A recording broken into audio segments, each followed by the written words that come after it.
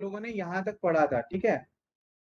We studied till year, I think Megha it's your first class, ठीक है ना। ये तुम्हारा शायद पहला क्लास है, तो बिल्कुल पहले क्लास में थोड़ा बहुत ही जो है यहाँ पे,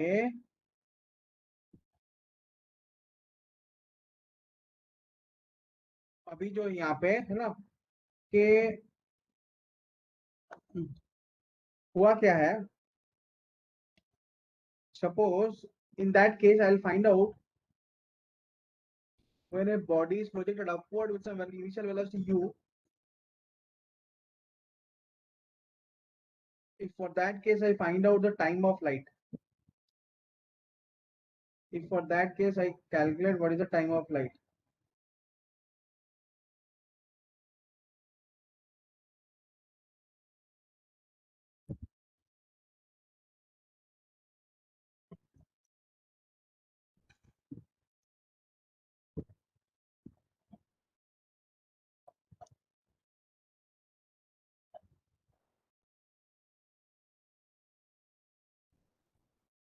suppose I want to find out what is the time of light,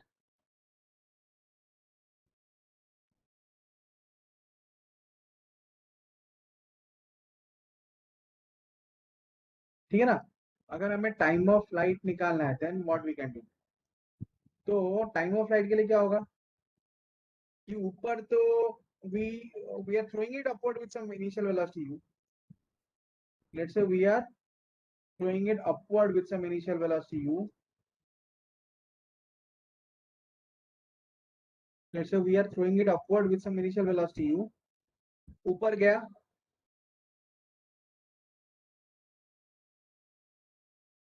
ऊपर गया फिर वहां से नीचे आएगा, ऊपर गया फिर वहां से नीचे आएगा, ठीक है ना। टाइम ऑफ फ्लाइट, ठीक है, टोटल टाइम ऑफ फ्लाइट। अब देखो बच्चों ना, फर्स्ट हम टोटल टाइम ऑफ फ्लाइट से पहले फर्स्ट हम है ना टाइम ऑफ एसेंट निकाल सकते हैं। फर्स्ट वी कैन कैलकुलेट है ना, let time of ascent, let the time of ascent. अच्छा बच्चों, टाइम ऑफ एसेंट क्या होता है?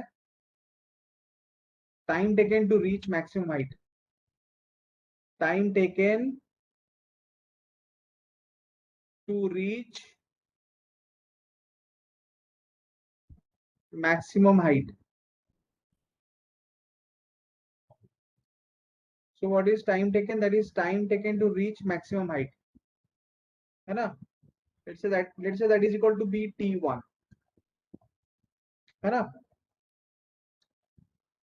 Since velocity, final velocity is zero at the maximum height, since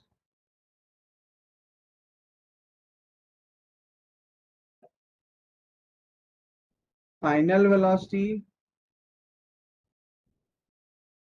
equal to zero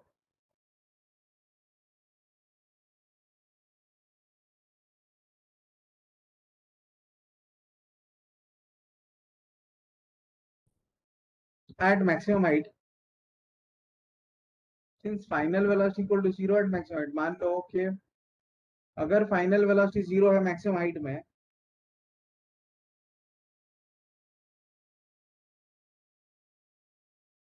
then है ना bye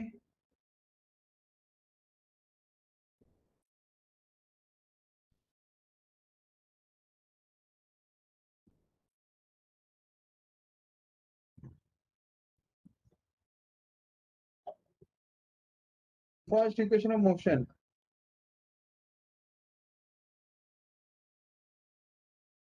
then by first equation of motion, है ना, by first equation of motion, ठीक है ना।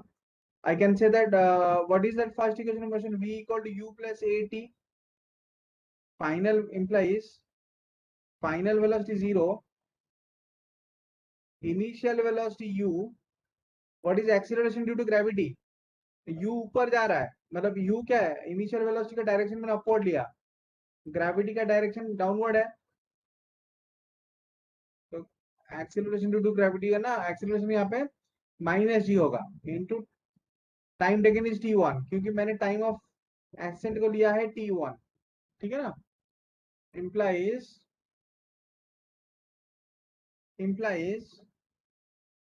I can say that implies u equal to g t1 implies t1 equal to u by g,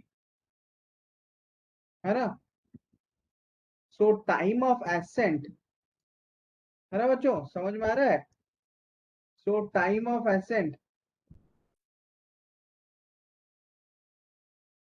ऊपर maximum height पहुंचने के लिए जो टाइम है t1 is equal to u by g, t1 equal to u by g।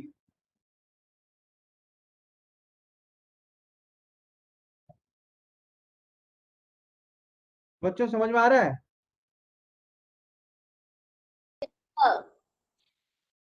ठीक है ना, यहां तक समझ में आ गया सबको।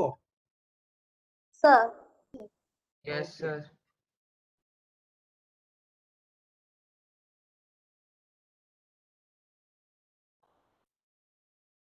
एक मिनट बच्चों।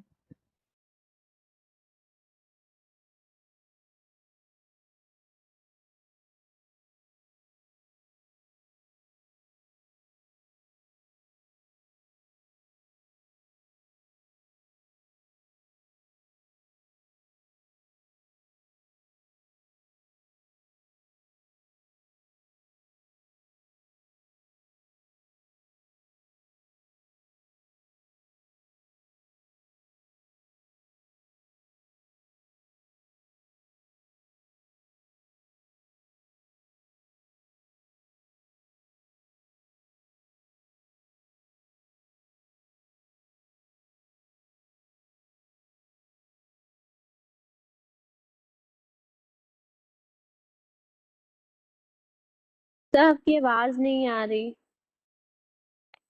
Sir.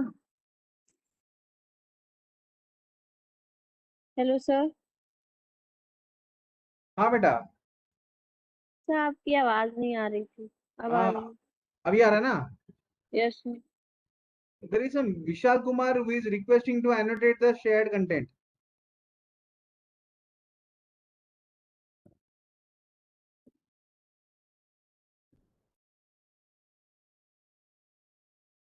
Abhinit sir.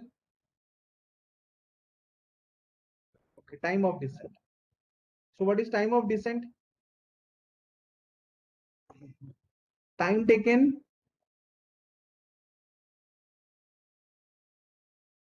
by body to fall to ground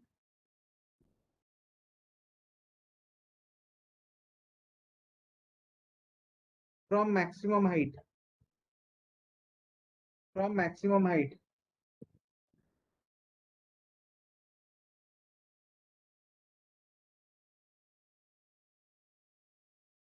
is, है ना। So time taken by body to fall from to ground from maximum height is, है ना, टाइम ऑफ डिसेंट। इसी इसी को बोलते हैं टाइम ऑफ डिसेंट। फिर ऊपर से नीचे आने के लिए जितना टाइम है वो टाइम ऑफ डिसेंट है।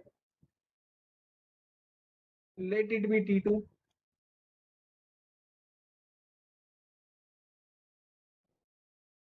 सो t2 एक्चुअली ना, ऊपर जाने के लिए जितना टाइम लगता है नीचे आने के लिए वापस भी उतना ही टाइम लगता है। सो t2 टाइम जो है t1 के बराबर है, that is equal to u by जी। ठीक है ना, that is equal to u by जी। ठीक है, यहां तक समझ में आ गया बच्चों। Yes sir. यहां तक समझ में आ गया ना। Yes sir. Time of yes sir. है ना, ascent is equal to time of descent, है ना। ओके।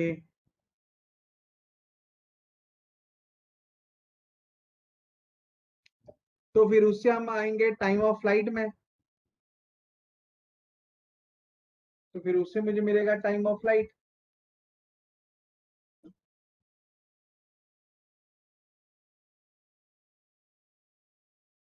है ना।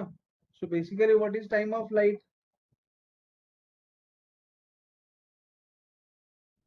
So basically what is time of flight, है ना। टाइम ऑफ फ्लाइट जो है, ठीक है ना, basically what is time of flight? Time of flight है, अरे पुराना वीडियो लेक्चर्स कितना खत्म किया ग्रुप में, जो मैंने फीड किया था पुराना लेक्चर्स, है ना? तो एक बार फिर से लेक्चर को सेंड कीजिएगा, मैं उस टाइम ग्रुप में नहीं थी। अच्छा ठीक है, ठीक है, जल्दी जल्दी खत्म करना है उसको। Time of flight is equal to time of ascent. जो जो ग्रुप में आ जा रहे हो ना, अगर those were coming to the group, है ना, डायरेक्टली इन्फॉर्म मी कि सर हम ग्रुप में आ गए, तो पुराने लेक्चर्स भेज दीजिए, ठीक है ना?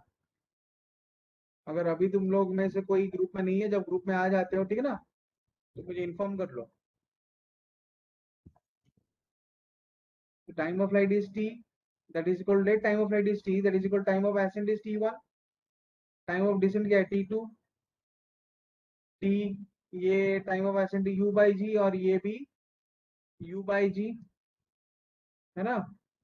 Second answer implies t equal to 2u by g, है ना?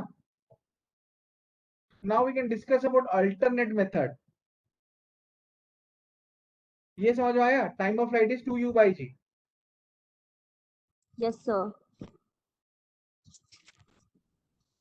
तो alternate method to calculate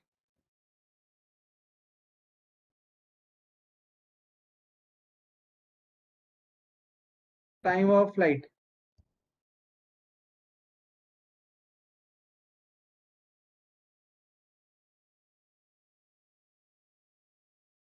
sir ये तो टाइम ऑफ फ्लाइट का फॉर्मूला हो गया 2u/g।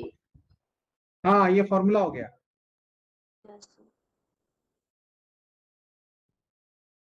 Time of ascent u by g, time of descent u by g, total time कितना होगा 2u by g.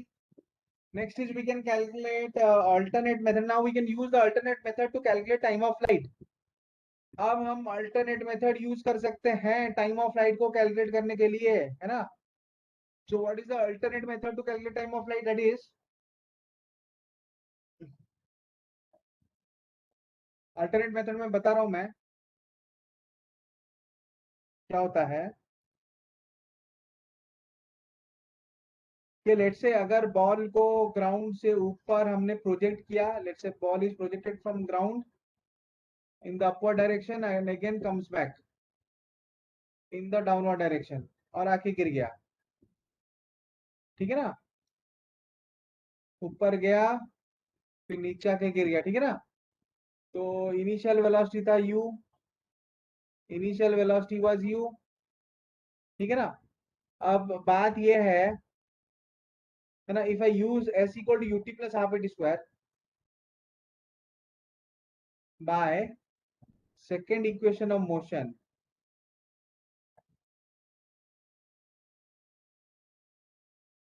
that is s equal to ut plus half it square, s equal to ut plus half it square, है ना?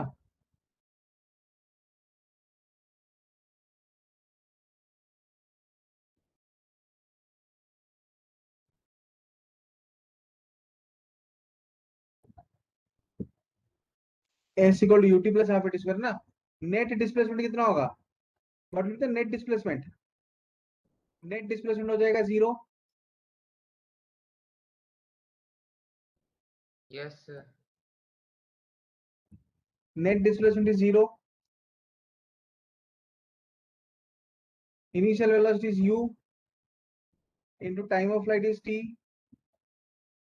plus half acceleration due to gravity is minus g into t square, ठीक है ना?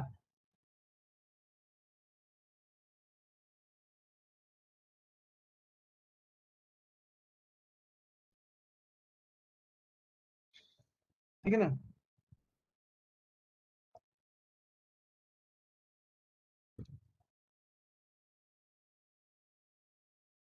ठीक है,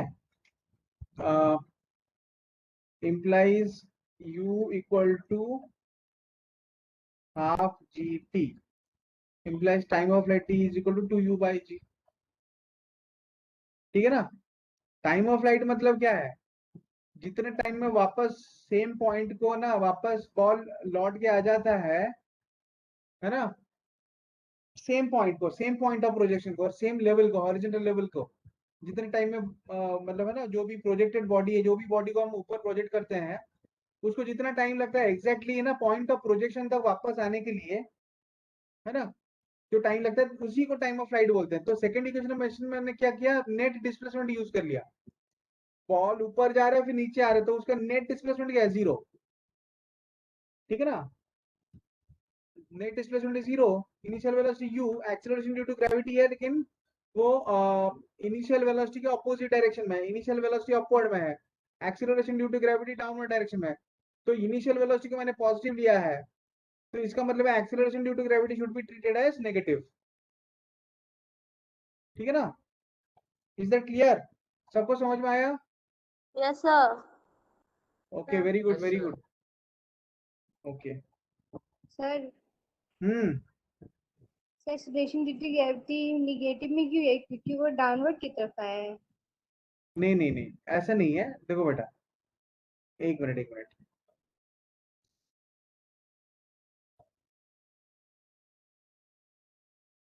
actually acceleration, velocity, displacement, ये सब क्या है? वेक्टर्स है ना, ये सब वेक्टर्स है ना। तो वेक्टर्स में अगर हम एक डायरेक्शन को पॉजिटिव लेते हैं तो दूसरा नेगेटिव होना चाहिए, है ना? Yes sir. वेक्टरली मेंशन करते ना, इसीलिए। तो बेसिकली क्या था कि इनिशियल वेलोसिटी का डायरेक्शन अपवर्ड है u, acceleration due to gravity downward है minus g. Initial velocity upward है, एक्सीलरेशन ड्यू टू ग्रेविटी नीचे है माइनस जी,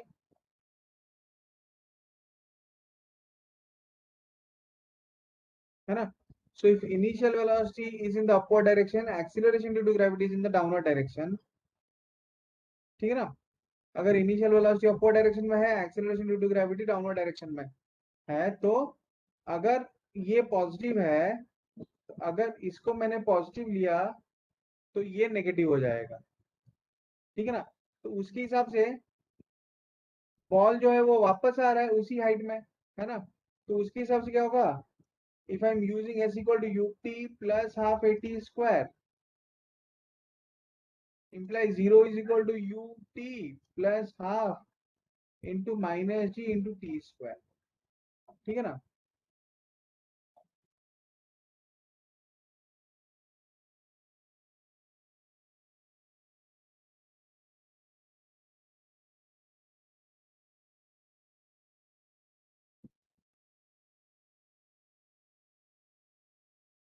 ठीक है ना?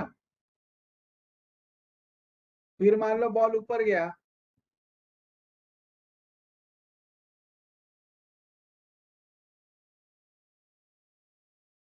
फिर ऊपर जाके यहाँ पे नीचे आ रहा है ऐसे। ठीक है ना? So again if I take ना 0, अगर मैंने इनिशियल वेलोसिटी को नेगेटिव ले लिया, अगर मान लो ये अगर नेगेटिव हो गया तो फिर g पॉजिटिव हो जाएगा। तो अगर ये माइनस ut हो जाएगा तो ये plus half G T square होगा, है ना? ठीक है ना? एक्चुअली ऐसे मतलब है ना, अगर दो वेक्टर अपोजिट डायरेक्शन में है, अगर दो वेक्टर अपोजिट डायरेक्शन में ऐड कर रहे हैं, ठीक है ना, तो मान लो ये x वेक्टर है और ये y वेक्टर है, अपोजिट डायरेक्शन में ऐड कर रहे हैं। ठीक है ना? सो रिजल्टेंट क्या होगा? Resultant is x minus y. ठीक है ना? और y माइनस एक्स। अगर x पॉजिटिव है y नेगेटिव है, और अगर y पॉजिटिव है तो x नेगेटिव है। Is that clear now? बच्चों ये क्लियर है ना अभी? Yes sir. सर हाँ बोलो। तो हम मतलब अगर कभी भी वो अपोजिट डायरेक्शन में रहेगा तो हम कभी भी किसी को कुछ भी ले सकते हैं। हाँ वो हमारे ऊपर डिपेंड करता है ना। यहाँ पे देखो आंसर चेंज हो गया क्या? सर देखो ये क्वेश्चन देखो, यहाँ पे भी टी इज नहीं इक्वल टू हुआ। 2u/g आया, यहाँ पे भी तो वही आया ना। Yes sir. हाँ, तो मान लो अगर मैंने, लेकिन हाँ हमने जो कन्वेंशन लिया ना, we have to stick to that convention. If I am taking upward direction as positive, then downward direction should be negative. Then throughout the problem you have to stick to this. और बीच में convention change नहीं कर सकते, ठीक है ना। पूरे problem में तुमको from the beginning to end, beginning में जो कन्वेंशन लिया, हर एंड में भी अगर जरूरत पड़ेगा कन्वेंशन यूज करने का तो वही कन्वेंशन है। देन डोंट चेंज इट, ठीक है ना। मतलब एक बार हमें जो चाहिए हम ले सकते हैं, लेकिन एक बार जिसको स्टिक कर लिया थ्रू आउट द प्रॉब्लम, हमें उसमें से उसमें कंटिन्यू करना है, प्रॉब्लम के बीच में नहीं चेंज कर सकते, ठीक है ना। अगर मैंने अपवर्ड को नेगेटिव लिया तो डाउनवर्ड होगा पॉजिटिव, ठीक है। We can't change it in the middle of the problem. Is that clear now? तो अगर यस मान सर। लो राइट वाला डायरेक्शन पॉजिटिव है तो लेफ्ट वाला डायरेक्शन हो जाएगा नेगेटिव, है ना।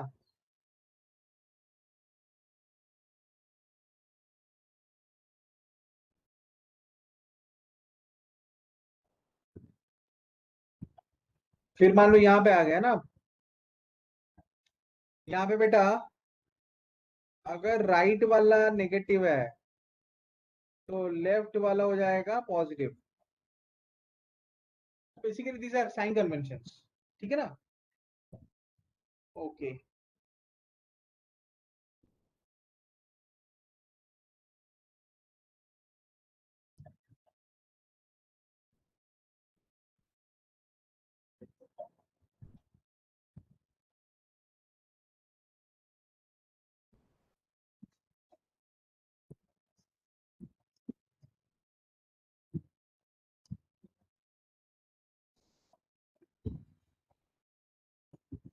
ओके। तो बच्चों अब मैं तुमको एक ना नया कॉन्सेप्ट बताऊंगा।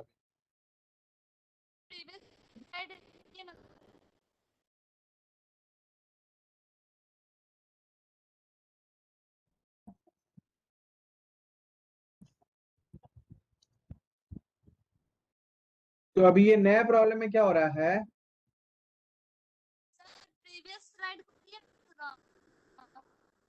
हाँ बेटा सुनाई नहीं दिया, वॉइस बहुत कम आ रहा है बेटा, लो वॉइस आ रहा है, वॉल्यूम हाई कर लो तुम्हारे सिस्टम का।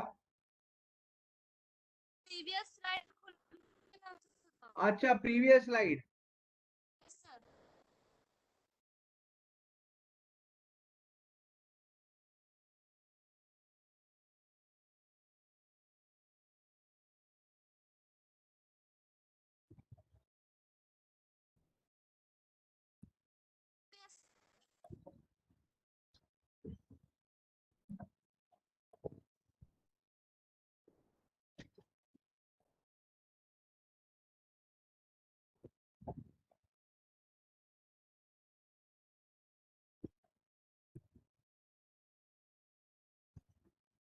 ठीक है ना।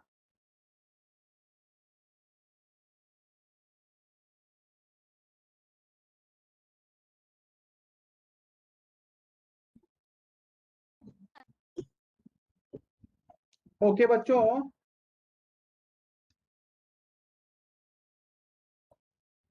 अभी चलते हैं इसमें।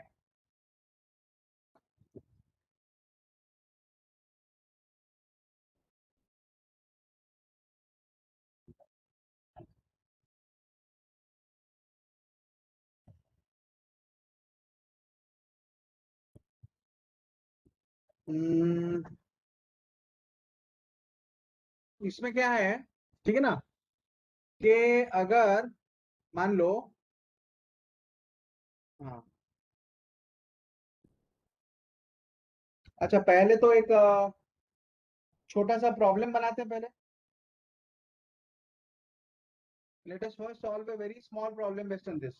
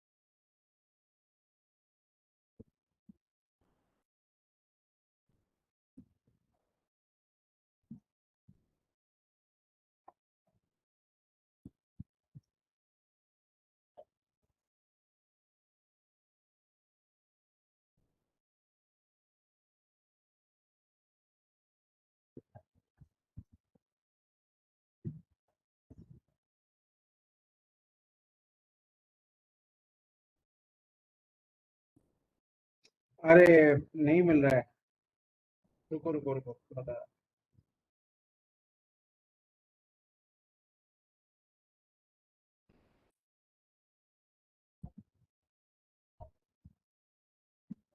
क्वेश्चन ये है,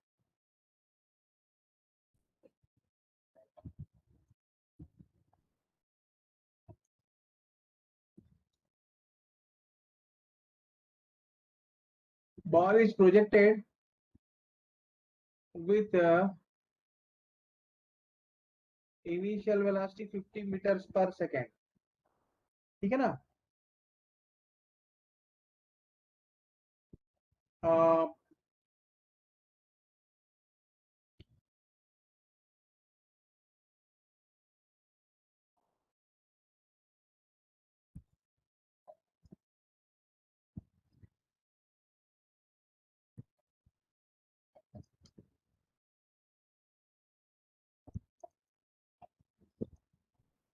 Ball is projected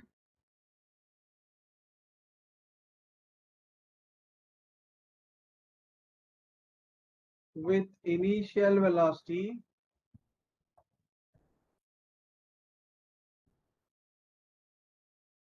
50 meters per second, है ना।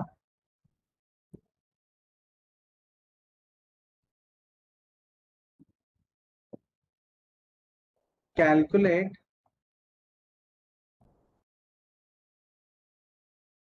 the time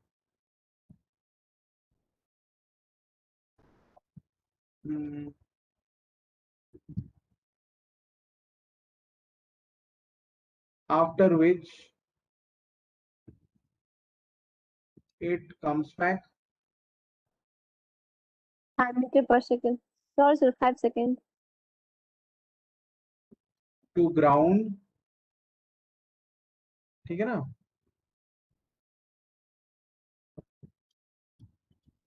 Maximum height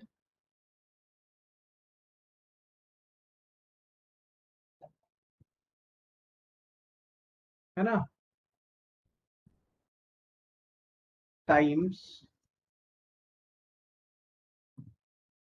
in which it is at half of maximum height।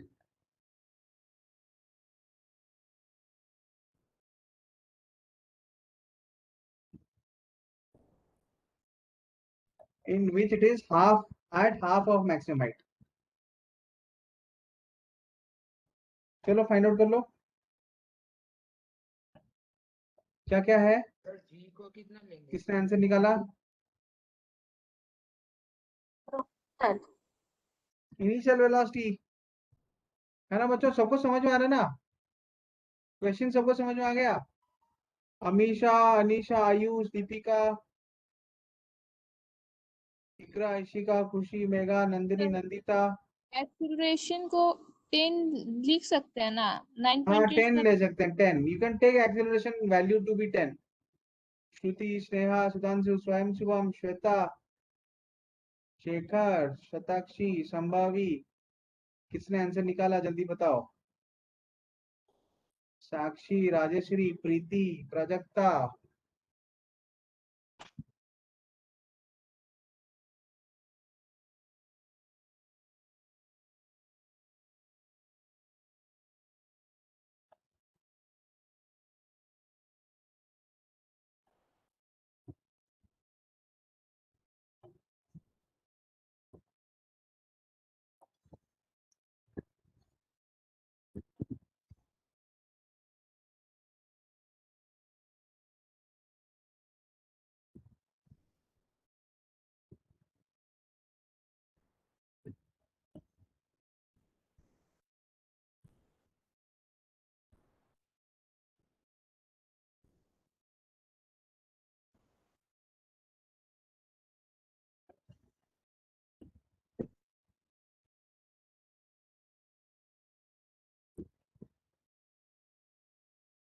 अच्छा सुधांशु वेरी गुड, श्रुति, प्राजक्ता, अमीशा, स्वयं, शुभम बेटा समझ में आ रहा है ना बेटा?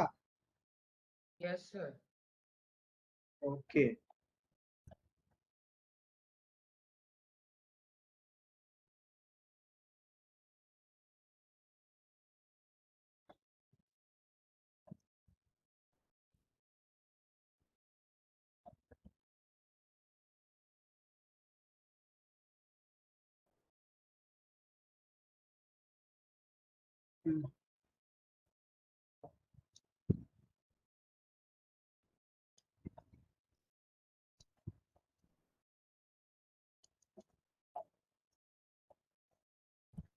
हम्म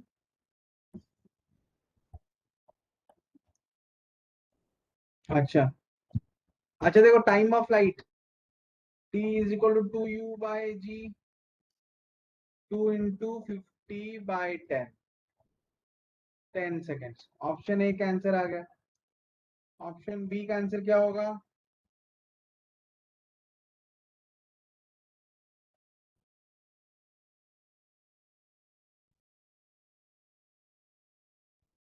ऑप्शन बी क्या होगा? Sir 1 kilometre. हाँ 125 metre. Sir 1 kilometre. 125 metre.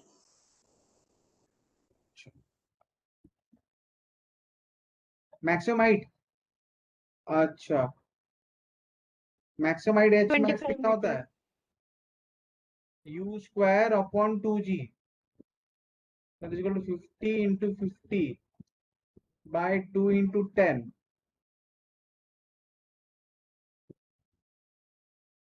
125 metres ना, यस है सर। ना? Yes sir. So implies H max कितना हुआ? 125 मीटर्स हो गया। Next next option C. Option C क्या होगा? Times at which it is at half of maximum height. Half of maximum height कितना है?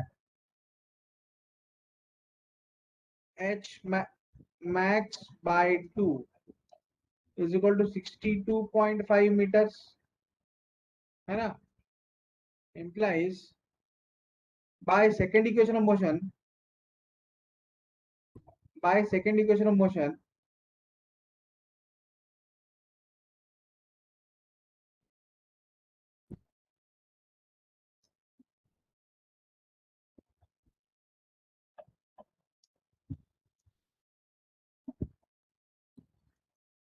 s equal to ut plus half at square. s equal to ut plus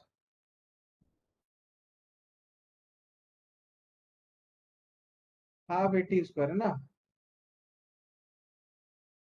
62.5 is equal to initial velocity.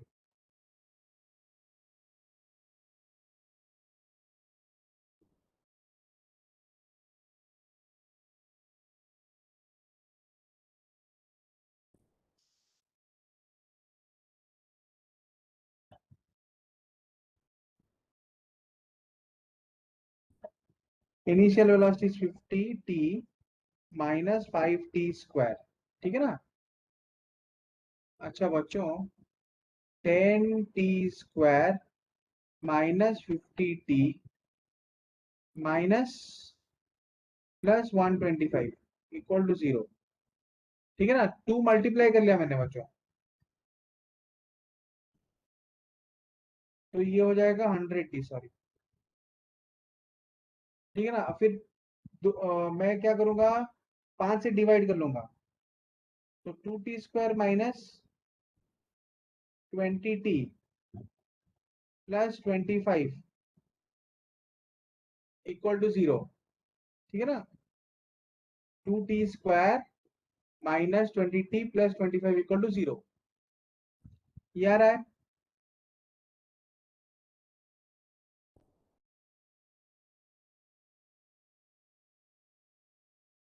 Sir, please next slide.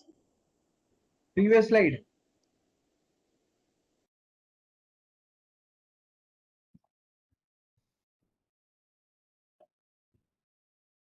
ये आ गया ना previous slide. ठीक है, यहाँ पे समझ में आ गया. s के जगह 62.5 यूज किया, हाफ ऑफ मैक्सिमम हाइट है ना.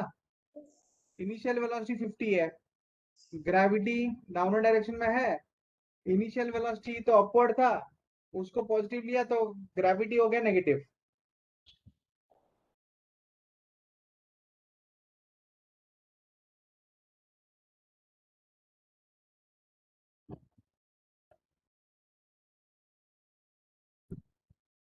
Okay, sir.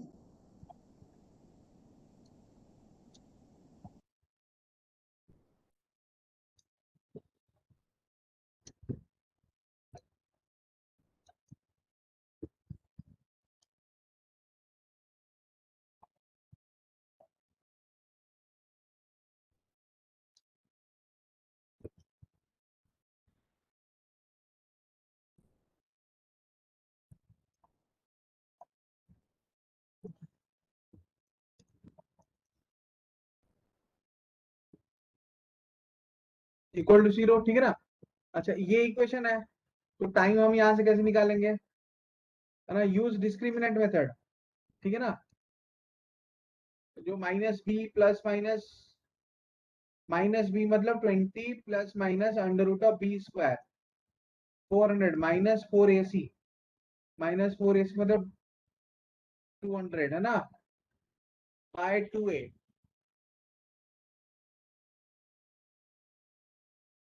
so that is equal to 5 plus minus under root 200 by 4.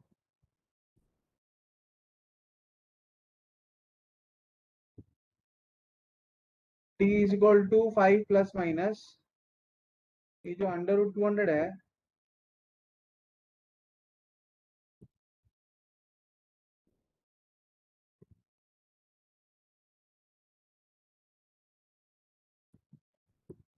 Twenty by 2.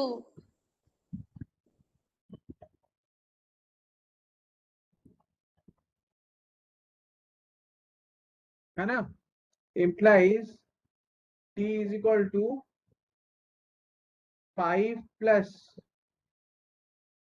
5 root 2 by 2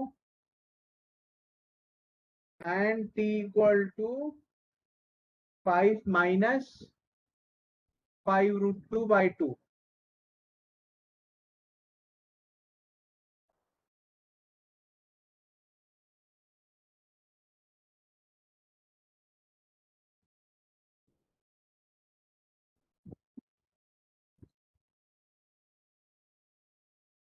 अरे अरे अरे अरे, एक मिनट एक मिनट एक मिनट है ना, मैं थोड़ा कंफ्यूज हो गया। इज इक्वल टू 5 है ना, plus minus under root 200/4। 5 plus minus under root 200 को हम ऐसे लिख सकते हैं 10√2/4 है ना।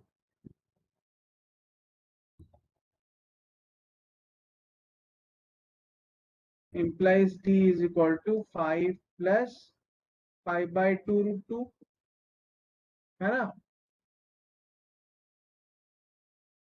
एंड और t is equal to है ना, और t equal to 5 माइनस और t equal to 5 minus 5/2√2। ठीक है ना, either I can say that t is equal to 5 plus 5/2√2 और t equal to 5 minus 5/2√2। ठीक है ना, दो अलग अलग टाइम पे आएगा। क्यों ऐसा दो अलग अलग टाइम पे आ रहा है? क्योंकि है ना सेम हाइट में, तो मान लो ये बॉल ऊपर गया, ठीक है, बॉल ऊपर जाके जब नीचे आ रहा है ना बच्चों, ऊपर जाके नीचे आ रहा है, तो मैं क्या बोलूं, हाफ द मैक्सिमम हाइट है।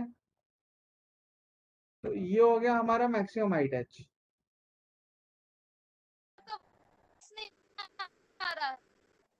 मेरा वॉइस बिल्कुल नहीं आ रहा है। ओ सर ऑडिबल आ रहा है अभी तो सर। आया, शायद अभी आ रहा है। ओ सर आ रहा था। अभी आ रहा है ना। अच्छा ये एच मैक्स है ना, देखो हाइट मैक्सिमम हाइट, जब मैं when I take half of maximum height, तो when I take half of maximum height, तो when I take half of maximum height, जब हम मैक्सिमम हाइट का आधा लेंगे ना, ठीक है, तो एक पॉइंट पर आ जाएगा t1 वेलोसिटी, सॉरी एक पॉइंट पर है ना, ऊपर जब वो ऊपर जा रहा होगा तब हाफ द मैक्सिमम हाइट को एक बार क्रॉस करेगा, और जब नीचे आएगा तो हाफ द मैक्सिमम हाइट को अगेन है ना फिर से क्रॉस करेगा। ठीक है, तो दो अलग अलग इंस्टेंट में क्रॉस करेगा। एक तो यहाँ पे क्या हो रहा है, t1 कितना हो रहा है, 5 प्लस 5/2√2, और t2 कितना हो रहा है, 5 माइनस 5/2√2। एक्चुअली पहला टाइम होगा 5 माइनस 5/2√2। पहले कौन सा टाइम आएगा, 5 माइनस 5/2√2। तो हाफ द मैक्सिमम हाइट को वो पहले कब क्रॉस करेगा, टाइम t1 में क्रॉस करेगा, फिर मैक्सिमम हाइट में जाएगा, जब नीचे आ रहा है फिर से ना again it will go through the same height. तो फिर t2 क्या होगा, 5 प्लस 5/2√2। ठीक है ना। अब देखो बच्चों, अगर मैं इन दोनों का ऐड कर लूंगा ना यहाँ पे, t1 plus t2 that is equal to 5 minus 5/2√2 plus 5 plus 5/2√2 है ना, माइनस प्लस कैंसिल करो that is equal to 10 seconds. तो इसका मतलब है t1 प्लस t2 कितना आ गया, that is equal to t। So t1 plus t2 कुल मिला के कितना आ गया t। What is t, t is total capital T, that is total time of flight, that is total time of flight. ठीक है ना, हमने तो, मुझे बस यही निकालना था ना कि हाफ द मैक्सिमम हाइट को कौन कौन से टाइम इंस्टेंट में क्रॉस कर रहा है, दो बार एक्चुअली क्रॉस करेगा। जब बॉल नीचे से ऊपर जा रहा है तो हाफ द मैक्सिमम हाइट को दो बार क्रॉस करेगा, एक तो ऊपर जाने के टाइम में क्रॉस करेगा, फिर मैक्सिमम हाइट में पहुंच गया, फिर जब नीचे आ रहा है फिर से वही हाफ द मैक्सिमम हाइट को क्रॉस करेगा।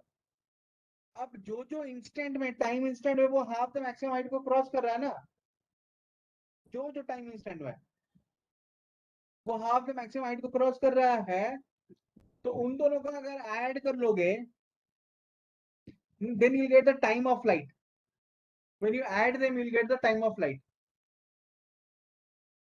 समझ में आ रहा है बच्चों? Yes, sir. Yes, sir. I'll go to the next slide now. No, sir, please, previous slide. Previous slide.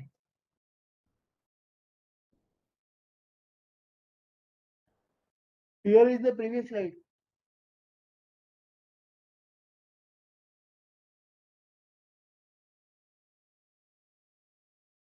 Yeah, done.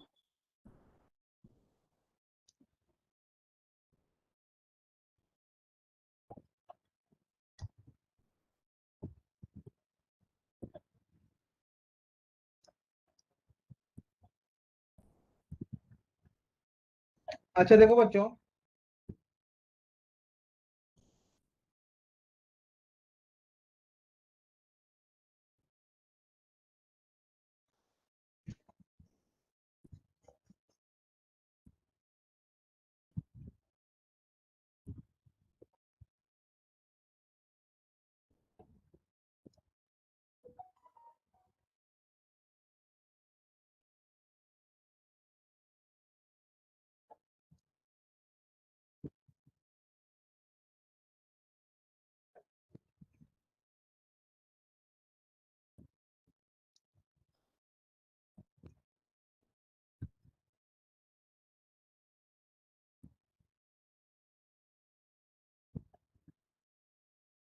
ठीक है।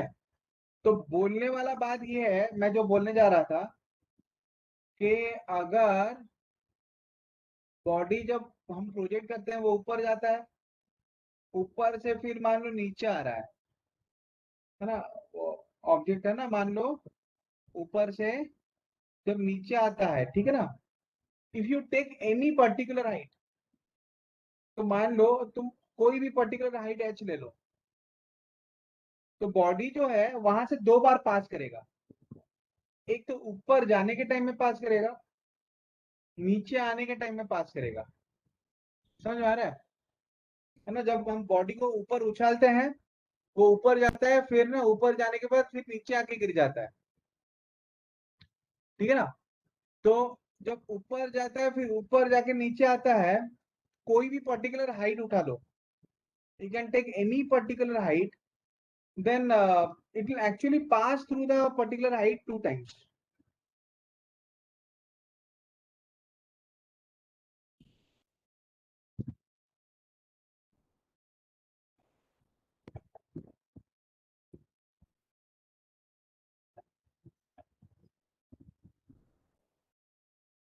It will pass through that height two times, है ना? वो उस हाइट से दो बार पास करेगा, है ना? वो उस हाइट से क्या होगा कि वो उस हाइट से दो बार पास कर रहा है ना? ऊपर से जब नीचे जा रहा है ना, डेफिनेटली कोई भी हाइट के थ्रू, तो वहां से वो दो बार पास करता है, ठीक है? एक तो ऊपर जा रहा है जब पास किया, फिर नीचे आ रहा है फिर पास किया, ठीक है ना? while moving upwards it pass through it, है ना? while moving downwards it will also pass through it, ठीक है? तो कभी भी मान लो ऊपर जाने के टाइम में अगर मान लो टाइम इंस्टेंट t1 है और नीचे आने के टाइम में मान लो टाइम इंस्टेंट t2 है, then I can say that t1 plus t2 is equal to time of light. तो अगर एक बॉडी सेम हाइट से दो बार पास करता है, एक तो ऊपर जाने के टाइम में, दूसरा नीचे आने के टाइम में, तो जो जो टाइम इंस्टेंट में है ना, वो ऊपर जाने के टाइम में पास करता है और नीचे आने के टाइम में पास कर रहा है, जो जो टाइम इंस्टेंट में, दोनों का ऐड करेंगे then I will get the total time of light. दोनों का ऐड करने से हमें मिलेगा टोटल टाइम ऑफ लाइट, ठीक है? मान लो यहाँ पे भी ऊपर जा रहा है, यहाँ पे जब ऊपर जा रहा है ना, ऊपर जाने के टाइम में, ठीक है ना, जो टाइम इंस्टेंट में पास किया, ऊपर जब जा रहा है तो वहां पे जो टाइम इंस्टेंट में वो, है ना, पास किया उस हाइट को, फिर जब नीचे आ रहा है वहां पे भी उसी टाइम इंस्टेंट में, मतलब है ना, नीचे आने के टाइम में पास किया, देन है ना t3 ऊपर जाने का टाइम और नीचे आने के टाइम, दोनों टाइम इंस्टेंट को जब ऐड कर लेंगे, plus t4 is equal to time of light.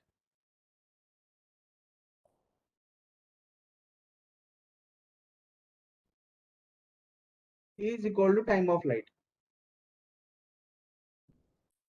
is equal to time of flight. Is that clear?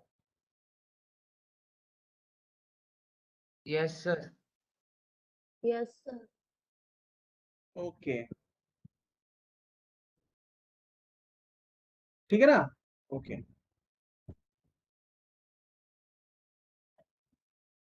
अच्छा, तो मैं यही बोल रहा था, ठीक है? तो अगर मान लो बॉडी h हाइट से पास कर रहा है, it is passing through h height, जब बॉडी मान लो h हाइट से पास करेगा, है ना, व्हेन, है ना, a body is projected upwards, is projected upwards with initial velocity u,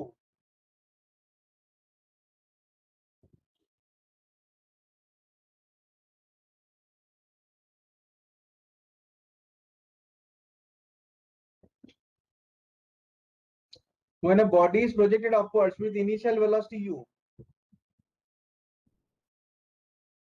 when a body is projected upwards with initial velocity u, है ना,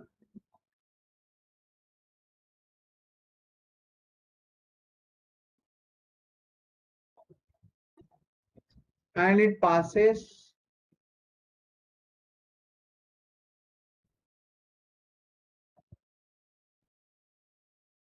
through height h,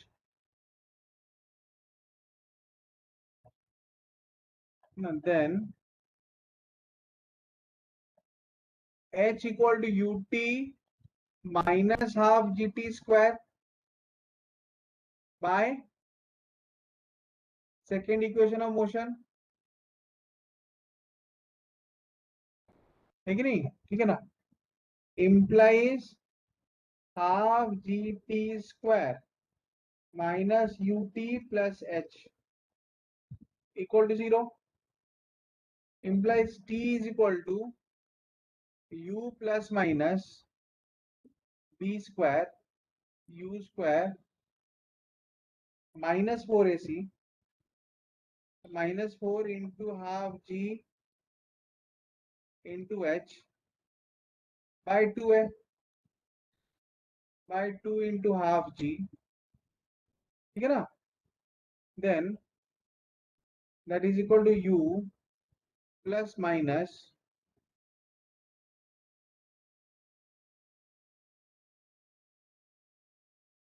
u square minus 2gh by g,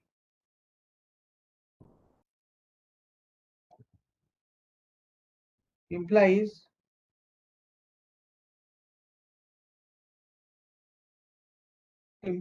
है ना, time of flight, अच्छा, implies t1 is equal to, मान लो एक टाइम क्या है, u by g minus of under root of u square minus 2gh by g, दो सोल्यूशन मिला, एक तो टाइम t1 ये अलग अलग टाइम से पास करेगा, एंड t2, तो बॉडी सेम हाइट h से कौन कौन से टाइम में पास करेगा, time t1 and time t2, t2 is equal to u by g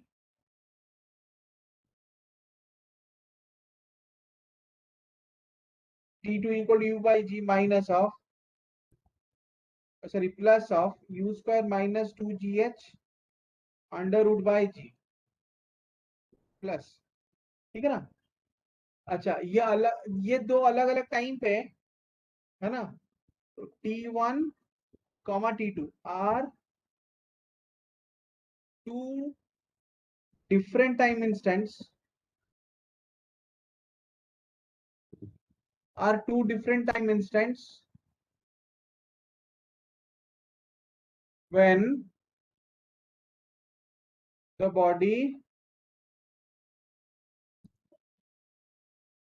are different time instants when the body passes through same height h, बच्चों यहाँ तक समझ में आया ना? Yes, sir. यहाँ तक समझ में आ गया? Yes, तो sir. can I go to the new slide? Yes, sir. So, तो अभी क्या है, तो अभी जो है नाउ, Sir. हाँ 1 minute slide. Previous slide, Yes, sir. Okay 1 minute.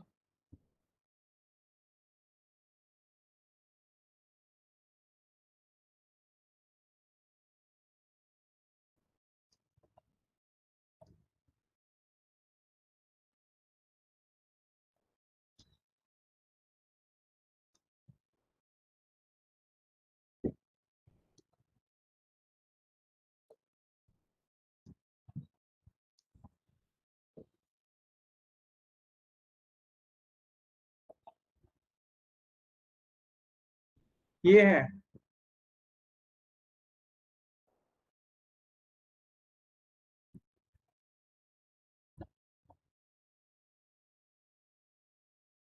Done. अच्छा। तो फिर ये जो अलग अलग टाइम इंस्टेंट है उसमें एक तो T1 है, T1 क्या है, U/G minus of U² minus 2GH/G। दूसरा क्या है T2, U/G plus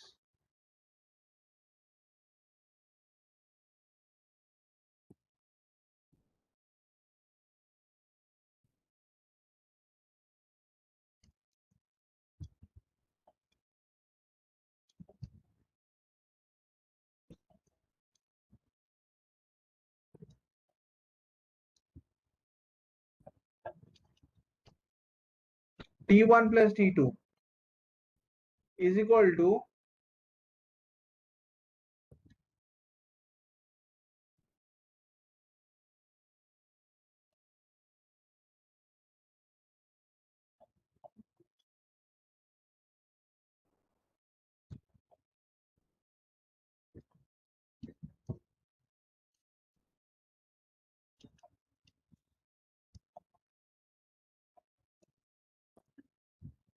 two U/G। तो फिर जो T1 प्लस T2 है that is equal to 2U/G, है ना। 2U/G कितना है, that is equal to time of flight, that is equal to time of flight, है कि नहीं बच्चों। तो अगर एक बॉडी को हम नीचे से ऊपर प्रोजेक्ट करते हैं तब वो एक पर्टिकुलर हाइट से 2 बार पास करेगा, एक तो ऊपर जाने के टाइम में, एक दूसरा नीचे आने के टाइम में। तो जब वो 2 बार पास करता है, 2 बार अगर अलग अलग टाइम इंस्टेंट में पास करता है, जब वो 2 बार अलग अलग टाइम इंस्टेंट में पास करता है, 2 अलग अलग टाइम इंस्टेंट में पास करता है, उनको जब हम ऐड करते हैं, दोनों टाइम इंस्टेंट को अगर हम ऐड कर लेंगे, then the net time is the total time is the time of flight, ठीक है ना। Sum of the two different instants, है ना, of the body passing through different time instants of the body passing through the same height h is equal to time of flight, ठीक है ना।